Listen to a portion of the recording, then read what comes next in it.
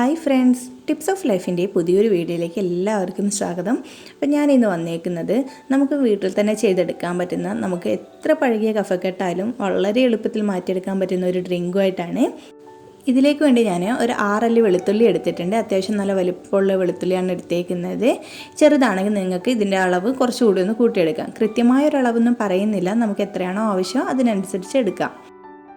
അടുത്തതായി ഇതിലേക്ക് വേണ്ടത് ഒരു കഷ്ണം ഇഞ്ചിയാണ്. 1 ഇഞ്ച് വലുപ്പത്തിൽ ഇഞ്ചി എടുത്താൽ മതി. ഇഞ്ചി പൊതുവേ നമ്മൾ ചുമയ്ക്കും ജലദോഷത്തിനൊക്കെ ഉപയോഗിച്ച് വരുന്ന ഒന്നാണ്. ഇഞ്ചി മിഠായിയൊക്കെ പണ്ട് കഴിച്ചിട്ടുള്ളവർക്കറിയാം. നമ്മൾ തൊണ്ടയിലുണ്ടാകുന്ന മിക്ക അസുഖങ്ങൾക്കും ഇഞ്ചി നല്ലൊരു പരിഹാരമാണ്. ഇത് രണ്ടും ഞാനിവിടെ ഒന്ന് തൊലി കളഞ്ഞെടുത്തിട്ടുണ്ട്. ഇനി നമുക്കിതിനെ ചെറുതായിട്ടൊന്ന് കട്ട് ചെയ്യാൻ, കൂടുതൽ ചെറുതാക്കി കട്ട് ചെയ്യേണ്ട, ഒരു മീഡിയം സൈസിൽ കട്ട് ചെയ്ത് നമുക്കിതിനെ ഒന്ന് ജസ്റ്റ് ഒന്ന് ചതച്ചെടുക്കാൻ വേണ്ടിയാണ്. അതുപോലെ ഇതിലേക്ക് ചേർക്കുന്ന വെളുത്തുള്ളിയുടെ ബെനിഫിറ്റ്സ് എന്തൊക്കെയാണെന്ന് വെച്ചാൽ, നമുക്ക് bacterial infection, fungal infection, viral infection, ഇങ്ങനെയുള്ള ഇൻഫെക്ഷനുകളൊക്കെ ഒന്ന് ചെറുക്കാൻ നല്ല കഴിവുള്ള ഒന്നാണ് വെളുത്തുള്ളി.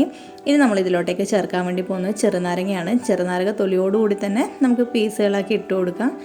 ഞാനിതിൽ കുരുവൊക്കെ ഒന്ന് കളഞ്ഞിട്ടാണ് കട്ട് ചെയ്തെടുക്കാൻ വേണ്ടി പോകുന്നത്. അത് കളയണമെന്ന് നിർബന്ധമൊന്നുമില്ല. നമുക്കിതിലേക്ക് ഒരു ഇൻഗ്രീഡിയൻ്റ് കൂടി ചേർത്ത് കൊടുക്കാനുണ്ട്. അത് നമുക്ക് വെള്ളം തിളച്ച് വരുന്ന സമയത്ത് ചേർത്ത് കൊടുക്കാം. അപ്പോൾ ഇപ്പം നമ്മുടെ കേരളത്തിൻ്റെ അവസ്ഥ വളരെ മോശമായിക്കൊണ്ടിരിക്കുകയാണ്. എല്ലാവരുടെയും നല്ല ശക്തമായ മഴയാണ്. അതിൻ്റെ കൂടെ തന്നെ എല്ലാവർക്കും ചുമയും ജലദോഷമൊക്കെ ഉണ്ട്. കഫക്കെട്ട് വന്നാൽ മാറാനും ഭയങ്കര ബുദ്ധിമുട്ടാണ്. എല്ലാവരും ഇതൊന്ന് ട്രൈ ചെയ്ത് നോക്കുക. നല്ലൊരു റിസൾട്ട് തരുന്നൊരു ഡ്രിങ്ക് തന്നെയാണിത്. അപ്പോൾ ഇതിനു വേണ്ടി ഞാനൊരു മൺപാത്രത്തിലേക്കാണ് കുറച്ച് വെള്ളം ഒഴിച്ചു കൊടുക്കുന്നുണ്ട്. ഞാനിവിടെ 1/2 ലിറ്റർ വെള്ളമാണ് എടുത്തേക്കുന്നത്. വെള്ളമൊക്കെ നമ്മുടെ ആവശ്യത്തിനനുസരിച്ച് എടുക്കുക. ഇനി ഇതിലേക്ക് നമുക്ക് ഓരോന്നായിട്ട് ചേർത്ത് കൊടുക്കാം. അപ്പോൾ നിങ്ങളെൻ്റെ ചാനൽ ആദ്യമായിട്ട് കാണുകയാണെങ്കിൽ ഒന്ന് സബ്സ്ക്രൈബ് ചെയ്തേക്കണേ. തൊട്ടടുത്തുള്ള ബെല്ലൈക്കൺ കൂടെ ഒന്ന് എനേബിൾ ചെയ്ത് വെക്കുക. അപ്പോൾ ഞാനിടുന്ന വീഡിയോസൊക്കെ നിങ്ങൾക്ക് നോട്ടിഫിക്കേഷനായിട്ട് കിട്ടുന്നതായിരിക്കും. ഈ വെള്ളം ഉണ്ടാക്കുന്ന സമയത്ത് എപ്പോഴും അടച്ചു വെച്ചിട്ട് തന്നെ ഉണ്ടാക്കാൻ വേണ്ടി ശ്രദ്ധിക്കുക.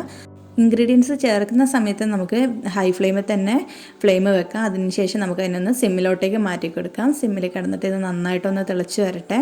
എല്ലാം നന്നായിട്ട് വെള്ളത്തിൽ കിടന്ന് തിളച്ചിട്ട് അതിൻ്റെ സത്തൊക്കെ ഒന്ന് ആ വെള്ളത്തിലോട്ടേക്ക് ഇറങ്ങി വരുന്നവരെ നമുക്ക് തിളപ്പിക്കാം. അപ്പോൾ ഇത് നന്നായിട്ട് വെള്ളം തിളച്ച് വന്നിട്ടുണ്ട്. ഇനി നമുക്ക് നമ്മുടെ ഫൈനൽ ഇൻഗ്രീഡിയൻറ്റ് ചേർത്ത് കൊടുക്കാം. ഞാൻ കുറച്ച് കുരുമുളക് എടുത്തിട്ട് അതിനെ ഒന്ന് പൊട്ടിച്ചെടുത്തേക്കാണ്. ഇതാണ് ഞാൻ ഇതിലോട്ടേക്ക് ഇനി ചേർക്കാൻ വേണ്ടി പോകുന്നത്. ഇത് നമ്മൾ എന്തായാലും സ്കിപ്പ് ചെയ്യാതെ ചേർക്കേണ്ട ഒന്നാണ്. ഇനി നമുക്ക് ഇതുകൂടെ ചേർത്തിട്ട് ഒന്ന് അടച്ചു വെച്ചിട്ട് സിമ്മിൽ തന്നെ ഇട്ടിട്ട് ഒന്ന് തിളപ്പിച്ചെടുക്കാം. കുരുമുളക് കൂടെ ചേർത്തിട്ട് ഞാൻ ഏകദേശം ഒരു 15 മിനിറ്റോളം ഇതിനെ തിളപ്പിച്ചെടുത്തിട്ടുണ്ട്. ഇനി നമുക്കിതിനെ അരിച്ച് മാറ്റാം.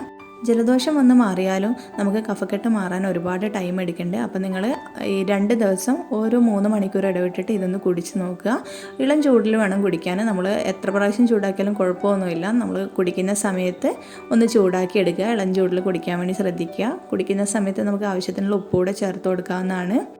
അപ്പോൾ എല്ലാവരും ഇതൊന്ന് ട്രൈ ചെയ്ത് നോക്കുക. നിങ്ങളുടെ അഭിപ്രായങ്ങളൊക്കെ ഒന്ന് കമൻ്റായിട്ട് അറിയിക്കുക.